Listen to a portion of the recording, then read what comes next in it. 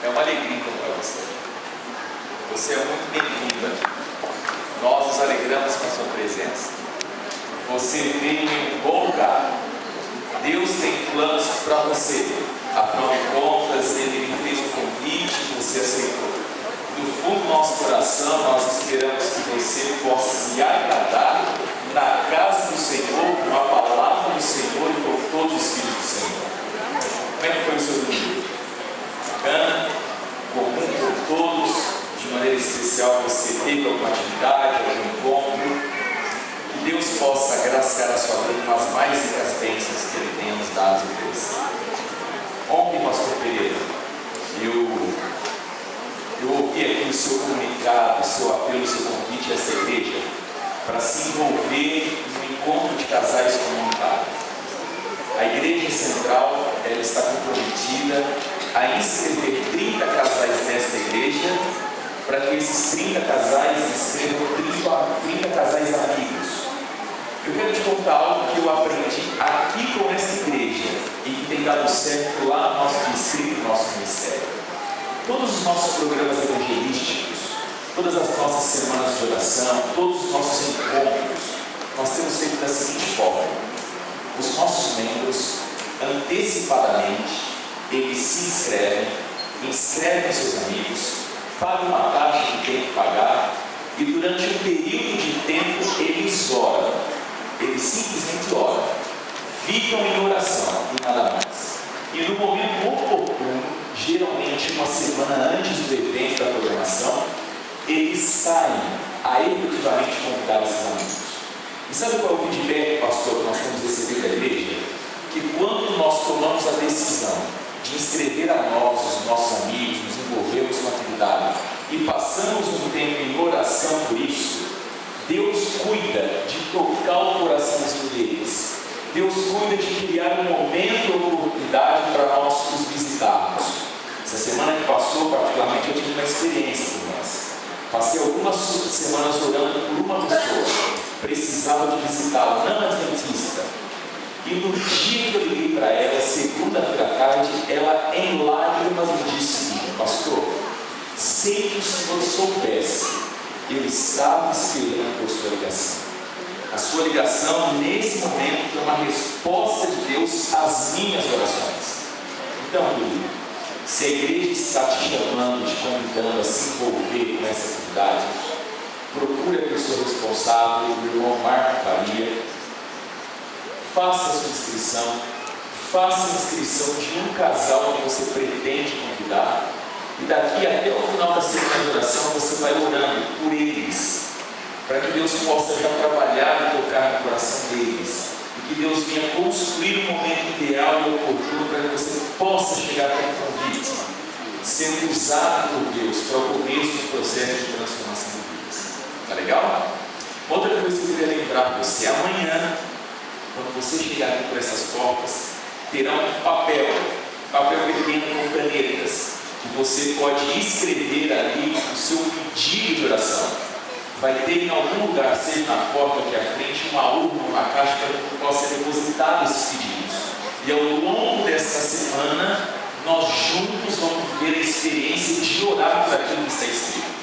Aliás, todos os dias pela manhã, eu cedinho a porta, faço uma meditação, em seguida faço uma caminhada de 50 minutos a 1 hora. E nessa caminhada é a minha caminhada com Deus. E eu faço questão de reservar um momento de oração da caminhada para interceder, orar junto com você pelos pedidos que você colocar neste papel. Nós queremos terminar a semana de maneira diferente de como nós começamos. E você vai ter essa chance, essa oportunidade. Geralmente, em semana de oração, segunda-feira é o dia que dá uma baixa no culto. Sabendo disso, eu escolho a melhor mensagem para o dia de segunda-feira, ou seja, a noite mais bonita da semana que você não pode perder é amanhã, segunda-feira. Pode perder o resto da semana, mas amanhã você não pode perder. Então já fica aqui o apelo e o convite para você estar conosco amanhã. Pastor, 20 horas como hoje? 20 horas, tá legal. E eu percebo que nós temos nesta noite amigos que foram convidados. Alguém te convidou, você veio de outra igreja, você veio a convite de um familiar, de um parente, de um vizinho, você é muito muito bem-vindo. Nós esperamos que esta casa também seja a tua casa e desejamos do fundo do nosso coração que Deus possa de alguma maneira beneficiar, abençoar e recompensar a tua vida. Eu gostaria de convidar você a abrir a palavra do Senhor no livro de Eclesiastes. No livro de Eclesiastes, nós vamos ler alguma coisa do capítulo 1 e capítulo 3. Mas antes de nós lermos a palavra do Senhor, eu gostaria de fazer mais uma oração.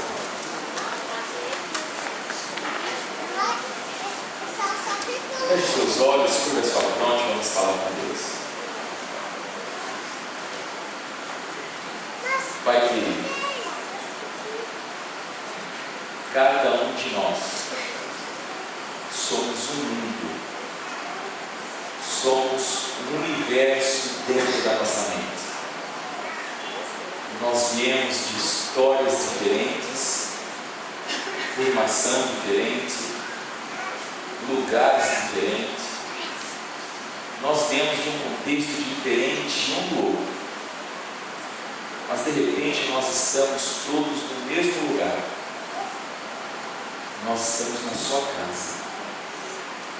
Esse contato, essa conexão com as pessoas, com os seres humanos, com os irmãos em Cristo é muito bom. Isso enriquece a nossa caminhada cristã.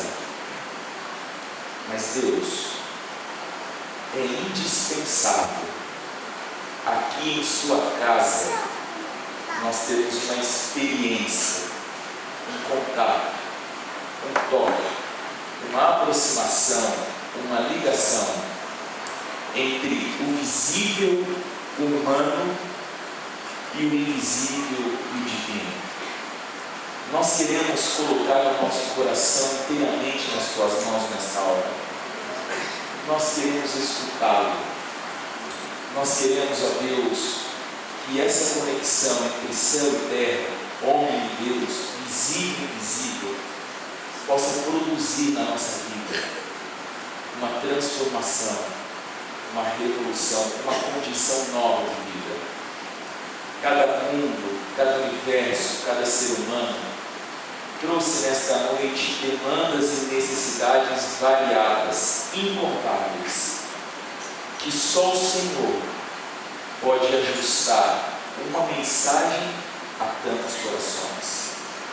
Querido Pai, à minha frente, levante a luz de Cristo Jesus, para que Ele, resplendor da glória, a luz do universo, possa brilhar.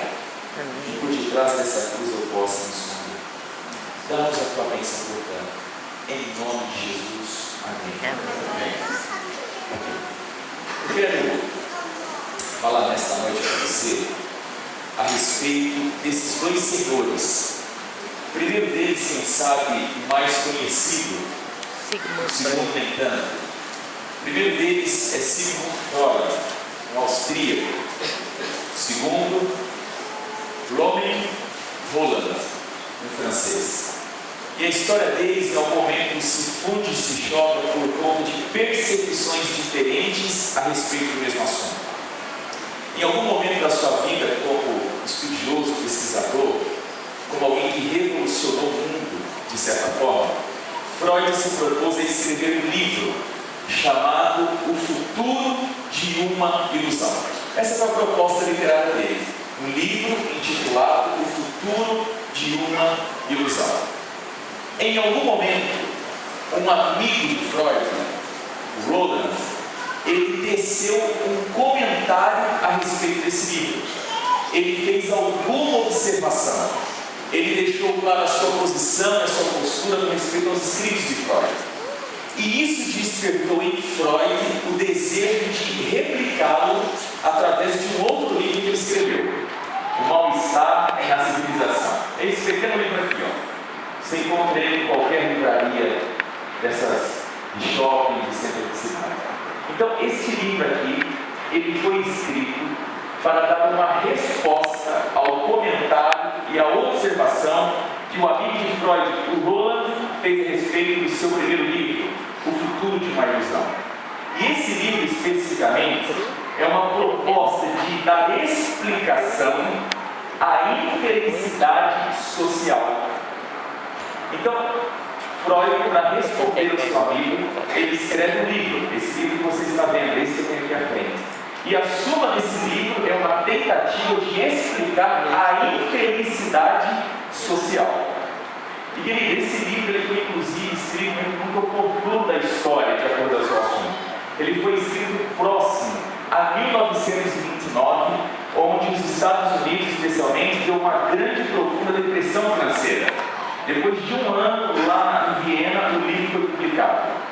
E a partir dessa ideia, Freud fala de um algo muito especial que o seu amigo Roland, ele lançou e publicou. E olha só a frase, eu gostaria que você prestasse bastante atenção para esse livro aqui. A fonte da religiosidade seria um sentimento peculiar, e a ele próprio jamais adora, que ele viu confirmado por muitas pessoas e pôde supor existente em milhões de outras. O sentimento que ele gostaria de denominar sensação de eternidade. Um sentimento de algo ilimitado, sem barreiras, como que oceano. E essa última palavra, ela deu início a uma tese, ela deu início a uma proposta. Esse Roland ele diz o seguinte: todo ser humano, no íntimo do seu ser, no fundo da sua alma, dentro do seu coração, tem um algo parecido com o oceano, no sentido da infinitude. Ele imaginava alguém no meio do alto mar, olhando para todos os lados, não divisando nada, e ele dizia que esse sentimento da infinitude, da questão de não ter-se um fim, de não ter-se uma barreira, domina e está presente no coração de todo homem. Com isso, Roland dizia o seguinte: Freud, todo ser humano nasce necessariamente com o coração voltado e aberto para o divino. Roland dizia a Freud que todo ser humano, quando sente essa sensação do infinito, da eternidade, na verdade ele está se predispondo a abrir-se e entregar-se ao divino. Freud dizia: não, necessariamente não. Aliás, esse sentimento que o ser humano tem, ele não pode ser dado à religiosidade, porque Freud dizia que a religiosidade é uma ilusão. Era assim que ele dizia. Mas, de certa forma, Freud foi muito prudente, e eu te explico por quê. E nesse mesmo livro ele diz o seguinte: por experiência própria, não pude me convencer da natureza primária de tal sentimento, mas isso não me autoriza a questionar sua ocorrência em outros. Olha o que ele diz aqui, preste bastante atenção. Ele fala assim, ó: o amigo de Freud fala, todo ser humano nasce com o coração aberto ao divino, ao eterno, aquilo que transcende tudo e todos. Freud dizia: eu não concordo, mas eu não me autorizo ou me coloco na condição de dizer que isso não é fato. Eu não experimento disso, mas quem sabe outras pessoas experimentam e eu não tenho como negar. Querido, sabe qual é a verdade? A verdade é que todos nós, a semelhança dessa blogueira, a Vânia Dolly, nós também temos no nosso coração o seguinte, e olha o que ela diz: ultimamente tenho me sentido presa de uma forma inexplicável ou explicável, angústia existencial. Conversando com algumas pessoas mais próximas, descubro nelas a mesma sensação, como se estivéssemos misteriosamente unidos por fios invisíveis de pensamento e sentimento, enredados na mesma teia gigantesca da vida. E traçando agora em termos gerais, em algum momento, você já sentiu um vazio no seu coração? Você olhou assim para a sua vida, ao redor da sua existência, e percebeu que, de certa forma, apesar dos problemas, das dificuldades que sempre acontecem com todos, a própria Bíblia diz: para cada dia passa o seu próprio mal, e com isso ela diz que o mal está presente para todos. Mas em algum momento, fazendo um panorama geral da sua vida, alguma coisa pareceu estar no vazio na sua vida? Alguma coisa está faltando, a qual você não consegue identificar, perceber e notar? Já passou por alguma angústia existencial, como essa blogueira diz no seu blog? Eu passei por uma angústia existencial. E ela se deparou com a seguinte situação: ao contar isso para as pessoas, ela notou que aquilo não era só dela, aquilo era de uma série de pessoas. E sabe por que eu amo a igreja?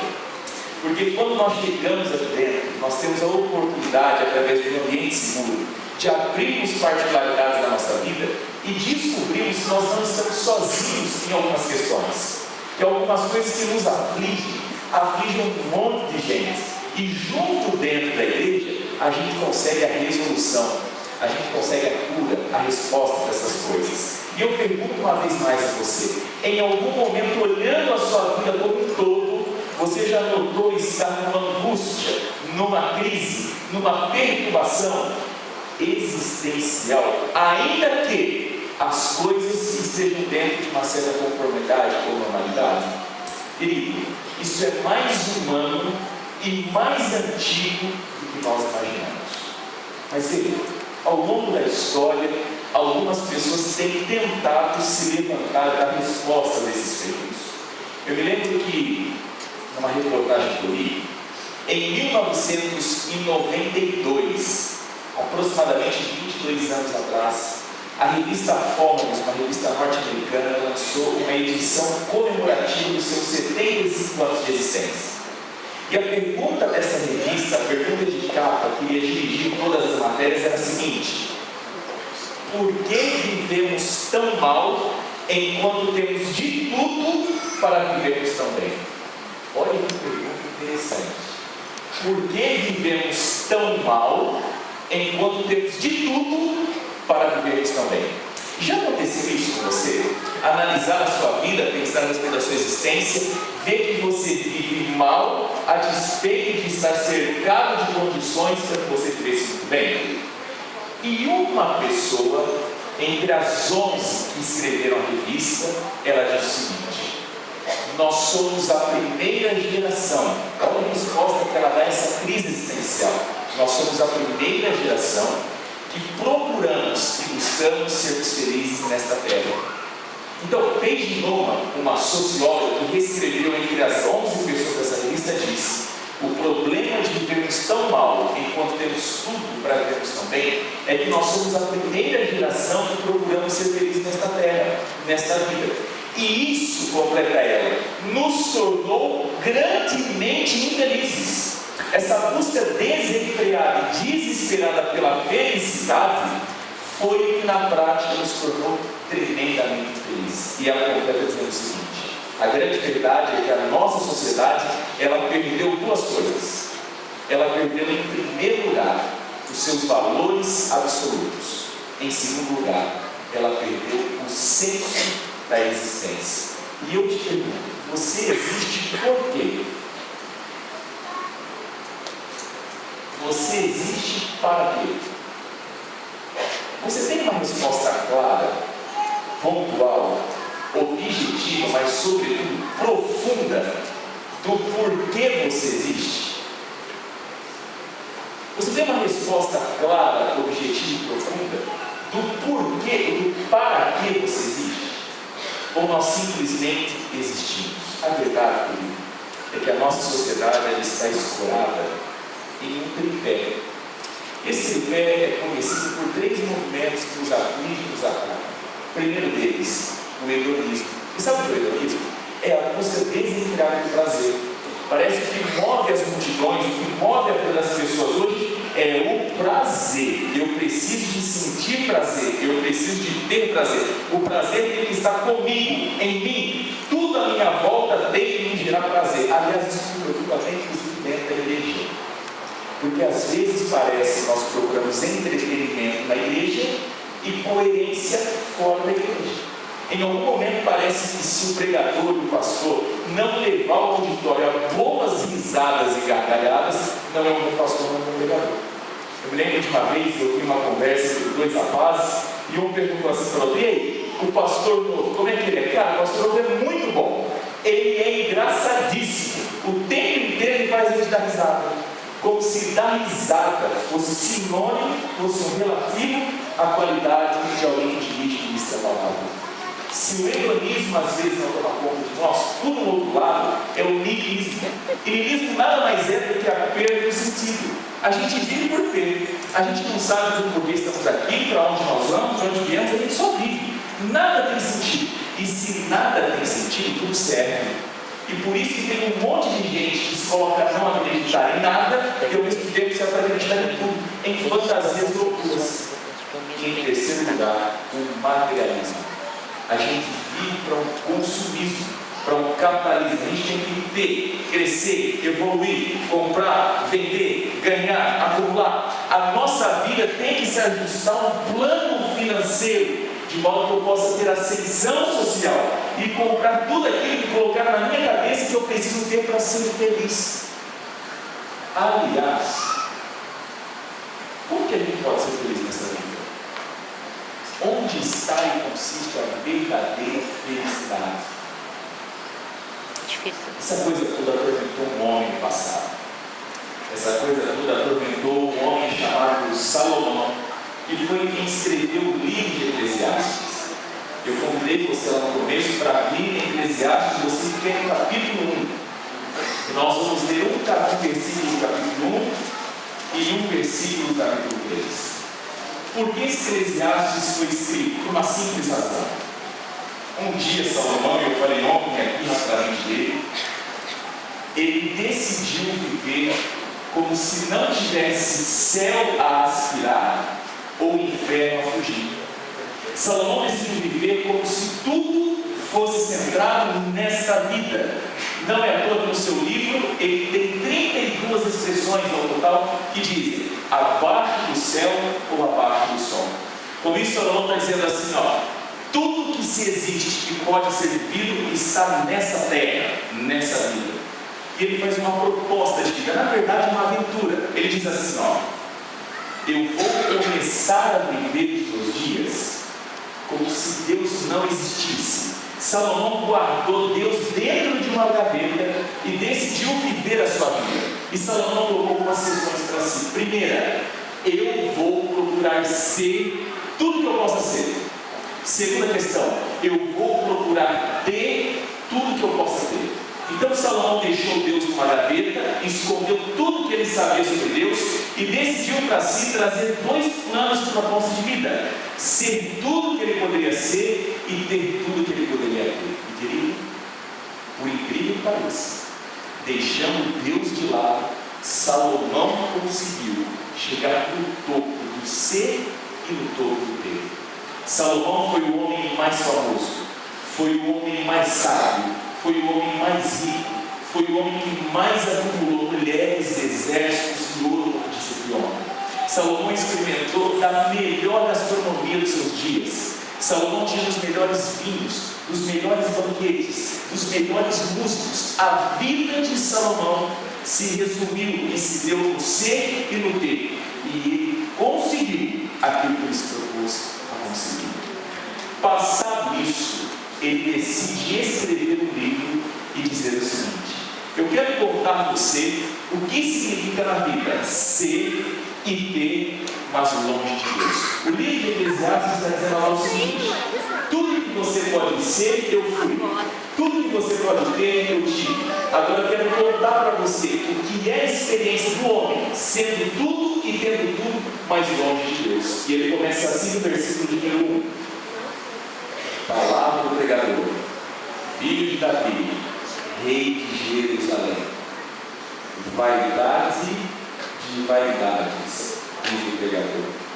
Vaidade de vaidades. Tudo é vaidade. Você leu comigo que Salomão começa o seu livro dizendo: eu sou tudo, eu tenho tudo, mas isso é uma tremenda vaidade. Na verdade, a melhor palavra para esse texto, segundo o original, e lá no original a palavra é olamã, a melhor palavra não é vaidade, mas é vazio. Algumas Bíblias, inclusive, trazem esse termo, vazio. Salomão está dizendo: eu sou tudo, eu tenho tudo, mas longe de Deus a minha vida é tornada por um vazio. Isso parece um pouquinho com o que você tem vivido? Porque talvez ele esteja falando para a gente que ao longo da vida e do tempo realmente conseguiu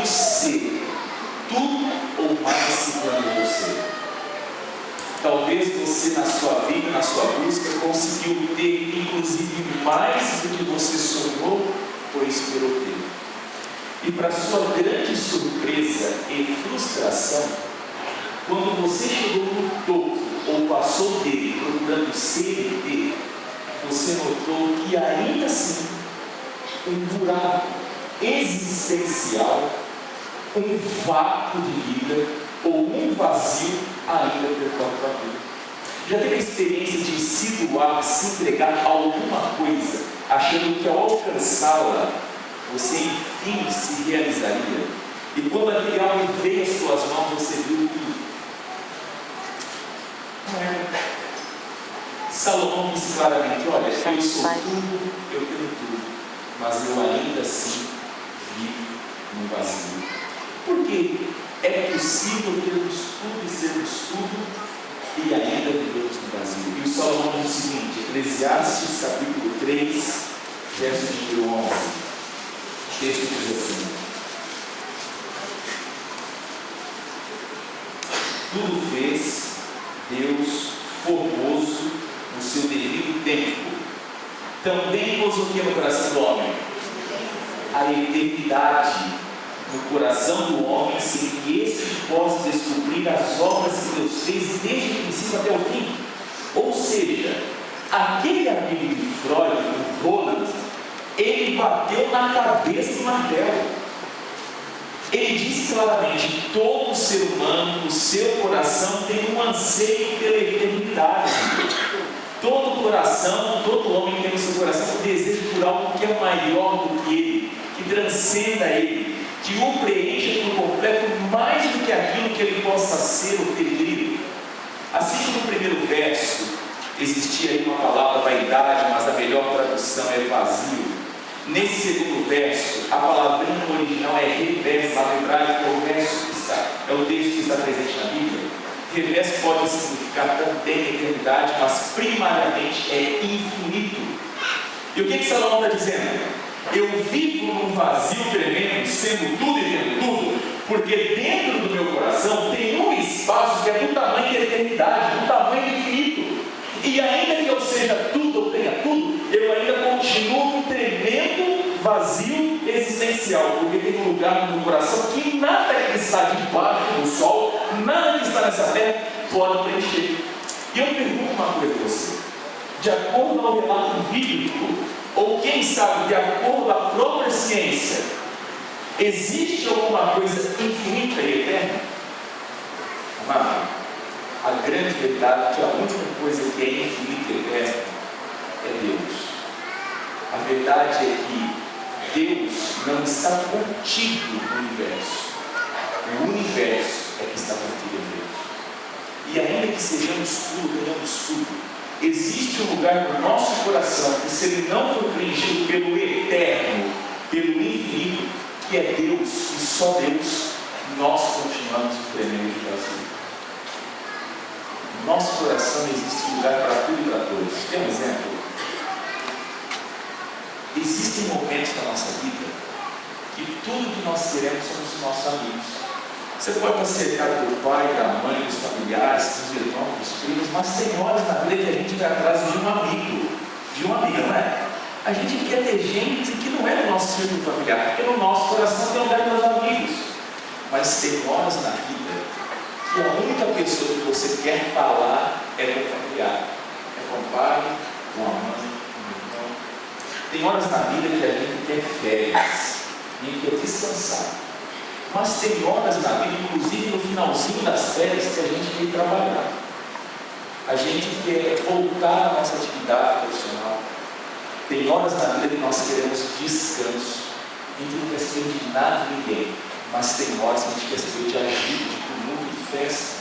Porque para tudo na vida tem um espaço no coração. E há um tempo atrás eu tive uma situação que me fez entender isso de forma muito melhor.